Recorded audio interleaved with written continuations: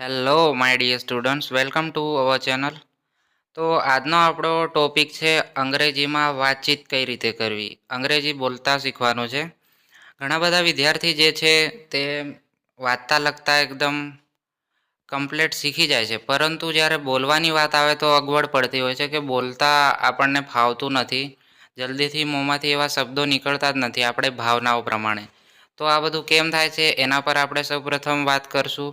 ત્યારબાદ આપણે શરૂઆતથી અંગ્રેજી બોલતા શીખવા પર વાત કરશું.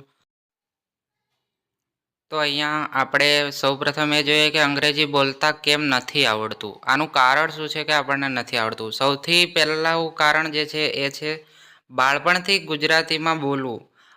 આપણે જ્યારેથી જન્મ થયો છે ત્યારથી લઈને આજ સુધી આપણે જે ભાષા બોલીએ છીએ, જેમાં વ્યવહાર કરીએ છીએ, એ ભાષા કઈ છે? ગુજરાતી. આપણે આપણી માતૃભાષામાં જ બધો વ્યવહાર કરતા હોઈએ છીએ. બાળપણથી જ આપણા માતા પિતા આપણને ગુજરાતી શીખવાડતા હોય છે. અને અભ્યાસ લગતો પણ આપણે આગળ વધીએ, કશું પણ કરીએ તો એ ગુજરાતીમાં જ કરીએ છીએ. આના કારણે આપણને આપણું મગજ જે છે ગુજરાતી ભાષાથી કેળવાયેલું હોય છે, પરંતુ કોઈ બીજી ભાષા આપણા મગજમાં બેઠી હોતી નથી. એટલે સૌપ્રથમ પહેલું કારણ જે છે અંગ્રેજી ના આવડવાનું એ છે કે બાળપણથી આપણે જે શીખ્યા તે છે ગુજરાતી ભાષા. આજના ટાઈમમાં વિદ્યાર્થીઓ હવે ઇંગ્લિશ મીડિયમ સ્કૂલમાં ભણવાનું ચાલુ કર્યું છે, જેના કારણે તેમને બરાબર આવડી જશે. પરંતુ આપણી વાત છે જેમણે ગુજરાતી મીડિયમ સ્કૂલમાં ભણ્યા છે. પરંતુ આ ઇંગ્લિશ મીડિયમ સ્કૂલમાં ભણીને પણ વિદ્યાર્થીઓ આપણી માતૃભાષા નથી શીખી શકતા. એ પછી હિન્દી અને ઇંગ્લિશમાં જ વાતો કરે છે. તો આ તદ્દન ખોટું છે. માતૃભાષા તો દરેક વિદ્યાર્થીએ શીખવી જ જોઈએ. પહેલાં આપણી ભાષા આવડશે તો બીજી ભાષા તો આપણે પછી શીખી લઈશું.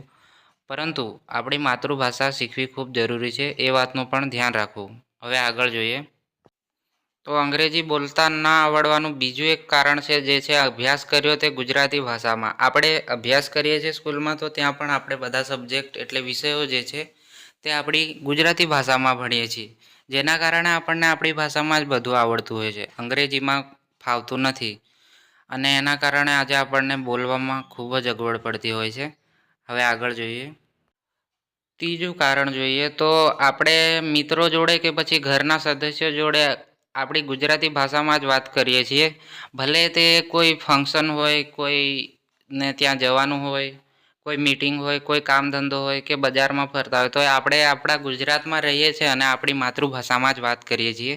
અહીં તક કે હિન્દીમાં પણ આપણે વાત નથી કરતા, આપણે માત્ર ગુજરાતીમાં જ વાત કરીએ છીએ. જેના કારણે આપણે ઇંગ્લિશનો વિકાસ આપણા મગજમાં થયો નથી. અને આવી જ અગવડ વિદેશવાળાને પડતી હોય છે ગુજરાતી બોલવામાં, કારણ કે એ લોકો જન્મથી અંગ્રેજી શીખેલા છે. એટલે આમાં કોઈ મોટી વાત નથી અંગ્રેજી બોલતા શીખવું, પરંતુ આપણે બાળપણથી આપણી ભાષા શીખ્યા છે એટલે આપણને નથી આવડતી. આ કોઈ મોટી વાત નથી. જ્યારે એ લોકોને આપણી ભાષા શીખવામાં પણ અઘરું પડતું હોય છે, જેમ આપણને અંગ્રેજી શીખવામાં પડે છે.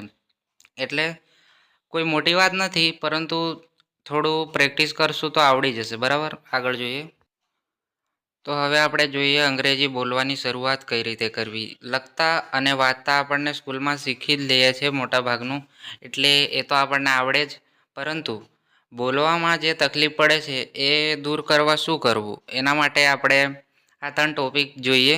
સૌપ્રથમ એ જણાવી દઉં કે તમે આ ટોપિક જોઈને એવું લાગતું હશે કે આનાથી કંઈ બોલતા થોડી આવડશે, પરંતુ એવું નથી. આ ટોપિક પર કામ કરશો તો તમને શું ફાયદો થશે એના વિશે હું જણાવું. પહેલા ટોપિક જોઈ લઈએ. તો પહેલો ટોપિક છે કે મોબાઈલમાં અંગ્રેજી ટોપિક્સ એટલે કે વસ્તુઓ જુઓ અંગ્રેજીમાં.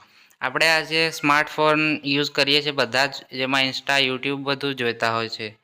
તો આમાં તમારે ઇંગ્લિશ સ્ટોરીઝ અને અમુક વસ્તુઓ જે હોય છે ઇંગ્લિશમાં આવતી હોય છે, તે જોવાનું શરૂ કરવાનું છે. એનાથી તમારા મગજમાં અંગ્રેજી શબ્દોનો વિકાસ વધારે થશે. તમને જલ્દી શબ્દો આવડવા લાગશે.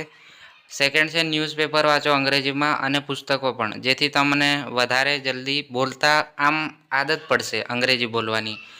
આ રોજિંદા જીવનમાં તમે જો આ વસ્તુ કરશો વાંચવાની, તો તમને આદત પડશે અંગ્રેજી શબ્દો બોલવાની, ફટાફટ આવડી જશે, મોંમાંથી શબ્દો નીકળશે અંગ્રેજીમાં. એન્ડ લાસ્ટ જે છે, મિત્રો જોડે ધીરે ધીરે અંગ્રેજીમાં વાત કરવાની શરૂઆત કરો. તો આપણે ગુજરાતમાં રહીએ, અહીંયા હિન્દી કોઈ બોલતું નથી તો અંગ્રેજી કોણ બોલે? પરંતુ આપણે આપણા મિત્રો જોડે પરિવારમાં good morning, how are you આવા બધા જે નાના મોટા વાક્યો છે એ બધું બોલીને આપણે અંગ્રેજી બોલતા શીખી શકીએ છીએ, બરાબર? તો જેમ આમાં વાત કરીએ એ પ્રમાણે કે અંગ્રેજી બોલતા શીખવા માટે શરૂઆતમાં આ વસ્તુઓ કરવાની જરૂર છે કે મોબાઈલમાં જો ટોપિક્સ ઇંગ્લિશમાં જોવા, ન્યૂઝપેપર અને પુસ્તકો અંગ્રેજી વાંચવી અને થોડી બહુ વાતો કરવાની પણ કોશિશ કરવી, બરાબર? હવે આપણે જોઈએ કે આ 3 ટોપિક પર તમે કામ કરશો તો તમને અંગ્રેજી બોલવામાં કઈ રીતે મદદરૂપ થશે. શરૂઆતમાં કે આ બધું કરવાથી તમારું મગજ જે છે તેમાં અંગ્રેજી શબ્દો એકત્રિત થશે. આપણે ગુજરાતી બોલીએ તો આપણી પાસે શબ્દ ભંડોળ કેટલો છે આપણા મગજમાં, કોઈ પણ શબ્દ ફટાફટ નીકળે. એવી રીતે ધીરે ધીરે તમારા મગજમાં આ શબ્દો જે અંગ્રેજીના છે એ પણ એકત્રિત થશે અને જ્યારે જરૂર પડશે તે સમયે જલ્દીથી અંગ્રેજી શબ્દો નીકળશે, બરાબર? સેકન્ડ જે છે, જ્યારે અંગ્રેજી બોલવાની કોશિશ કરશું ત્યારે જલ્દીથી તે શબ્દ યાદ આવશે.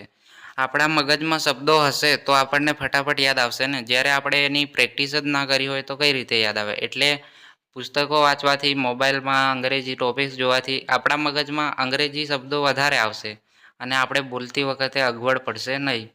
ત્રીજું કારણ કે આપણું મગજ જે છે આપણે જે વધારે કરીએ છીએ તે આપણને યાદ કરાવે છે, આપણા મગજમાં ફર્યા કરશે, બરાબર?